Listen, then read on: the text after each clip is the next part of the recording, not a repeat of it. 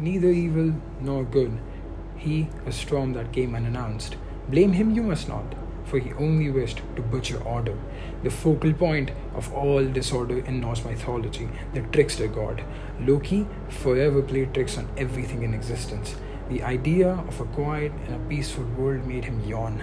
A trickster he was, and trouble he weaved. Loki ensured that the gods used to play tricks on could never catch a break. Forever the black sheep. Loki was an outsider in a family bound by blood. He was rarely seen as one of their own. Perhaps his tricks were only to garner attention from the ones who never saw him as one of their own. And to be seen, what would one not do? To be seen, would one not introduce a blade to the scene? Oh, I know that validation is the most lethal drug I have ever seen. I imagine if one were to challenge the god to Saturn realms, he would steal the wings of Saturn and make the concept of religion seem useless in Midgard. Balder, the god of light and purity, the son of Odin and Freya, was immortal. He stood invincible in the face of all ends, but you see, he wasn't always like this. Sometime back in Asgard, Balder feared for his death. He had nightmares in which he was dying. He told his loved ones about his sleepless nights, and soon the news traveled to his mother Freya. Everyone feared and was so worried for Balder for two reasons. First, because they loved him, and second and most important, there was a prophecy in Asgard that the death of the light god will mean that Ragnarok is near. Freya, fearing the end of all worlds, traveled through all 9 realms, making all living entities swear that none of them would ever lay any harm to her son. And as she made the entire universe pledge, Balder became invincible. The news traveled as winds through Aesir, and in their regular assemblies, known as the Thing, where both gods and mortals sat together and spoke on urgent matters, the rest of the gods gathered together and threw things at Balder as a form of amusement. Spears and arrows were punchlines, rocks were puns, and cannons made the most laugh, but as one group of people were happy, another were furious.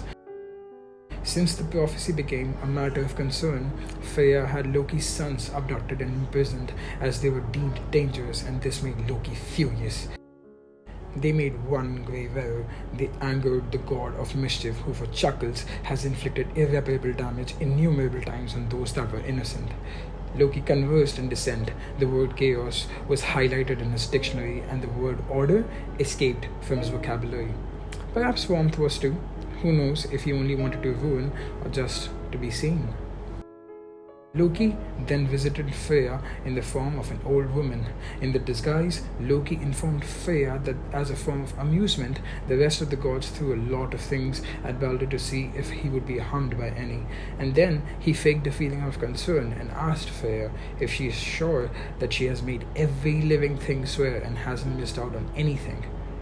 Freya replied, I made everything in this universe pledge that none would cause any harm to my son, but I left out just one little thing. I did not deem it important, and smirked the trickster. I did not make the mistletoe pledge, she continued. How would even a little thing such as a mistletoe harm my boy? He is an Odin's son. And this gave Loki the chance to forge the perfect plan for revenge. At the next thing, Loki was present, and just like always, the gods shot arrows and threw spears at Balder. But this time, Loki was present.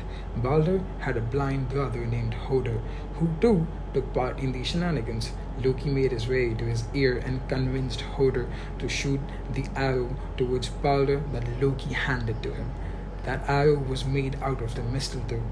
Hoder, not knowing the truth and easily getting manipulated by Loki, shot the arrow towards Balder.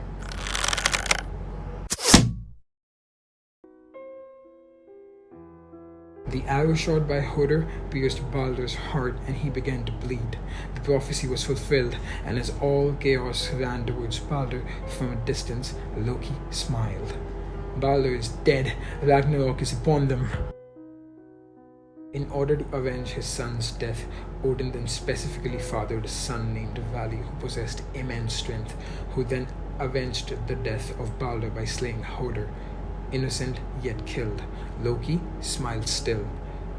Frigga began to despise herself, and her weeping took her to the underworld. Frigga asked the queen of the underworld, Hela, to return her son to the land of the living, but that too was to no avail, for Hela's condition could not be fulfilled by Frigga.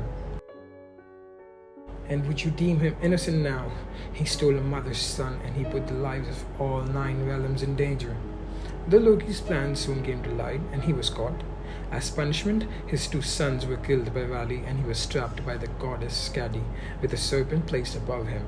The serpent dripped venom from above into a bowl, and every time the bowl would fill up with venom, Skadi would empty that venom onto Loki's forehead, making him suffer a century of pain in just one day.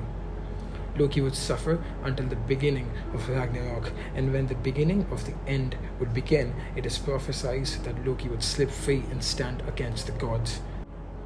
Despite his actions, Loki could be seen as just a furious father who wanted his children to be free who were wrongfully imprisoned. He was mischievous, yes, but he was never acknowledged. Ignored, insulted, and avoided. His actions perhaps were merely a cry for help, a weeping to be seen. Just as when children around us would cause mayhem when they felt a sense of coldness from our ends,